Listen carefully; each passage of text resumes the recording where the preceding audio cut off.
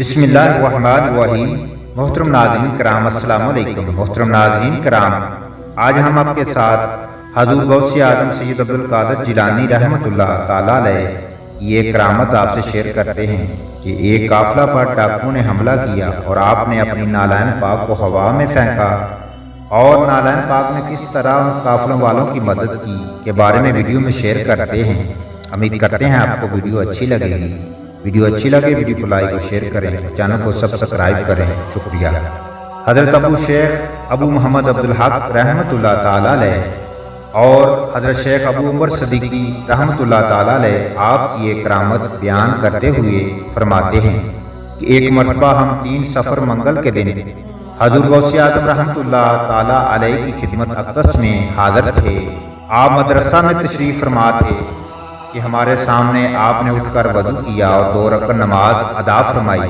جب نماز پڑھ چکے تو اچانک پرہیبت نعرہ بلند کیا اور اپنی لکڑی کی ایک نالین پاک اس زور سے ہوا میں پھینکی کہ اوپر جاتے ہی وہ نالین پاک ہوا میں غائب ہو گئی۔ اس کے ساتھ ہی آپ نے دوسری نالین پاک بھی ہوا میں پھینکی اور وہ بھی ہوا میں جا کر غائب ہو گئی۔ اس کے بعد آپ اطمینان سے تشریف فرما ہو گئے۔ حاضرین میں سے کوئی بھی پوچھنے کی جسارت نہ کر سکا۔ اس واقعہ کو 23 دن گزر گئے تو بلاجم سے ایک قافلہ وہاں پر آیا۔ قافلہ والوں نے کہا کہ ہم نے حضور غوث اعظم رحمۃ اللہ تعالیٰ علیہ کی خدمت میں نظر پیش کرنی ہے۔ آپ نے ان کی بات سن کر ارشاد فرمایا، ان سے 1 من ریشم اور ریشمی کپڑے اور سونا قبول کر لو۔ قافلے والوں نے آپ کی خدمت میں یہ چیزیں نظر کیں اور ساتھ ہی آپ کی نالین پاک بھی پیش کیں۔ آپ نے ان سے دریافت فرمایا کہ یہ تمہیں یہ نالین پاک کہاں سے ملی ہیں؟ انہوں نے عرض کیا کہ ہم سفر کر رہے تھے اور یہ 3 صفر المظفر بروز منگل کا واقعہ ہے کہ ہم پر اچانک ڈاکو حملہ آور ہو گئے۔ انہوں نے قافلے میں لوٹ مار شروع کر دی۔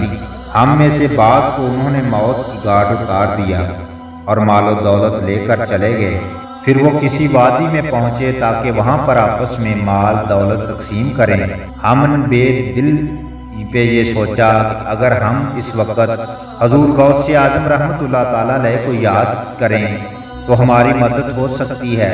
چنانچہ ہم نے آپ کے لیے فوری طور پر نظر مان لی۔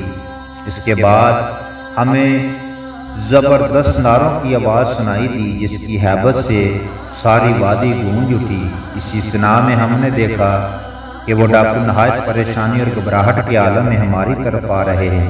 ہم نے سمجھا کہ شاید کوئی ڈاکوؤں کا دوسرا گروہ ہے جو ہمیں لوٹنے کے لیے آ رہا ہے۔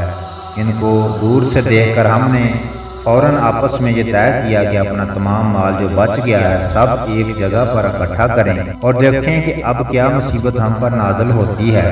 وہ ہمیں اس وادی میں لے گئے۔ ہم نے دیکھا کہ ان کے دوسرے سردار مرے ہوئے پڑے ہیں اور یہ دونوں نالین پاک بھی پانی سے تار ان کے پاس ہی پڑی ہوئی ہیں۔